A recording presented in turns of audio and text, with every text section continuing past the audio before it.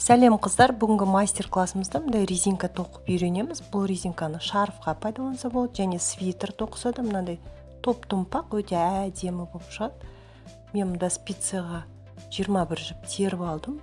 Енді осыны бір оң бір теріс қылып, бірінші қатарын жай тоқып шығамыз. Міне енді бірінші жіпті тоқымай түсіріп аламыз. Ал екінші жіп мына оңды бірінші жоғары жағынан емес, төмен жағынан іліп аламыз жіпті. Видеода көрсеткендей, терісті жай теріс қылып тоқимыз, ал оңды мына төмен жағынан былай тоқимыз.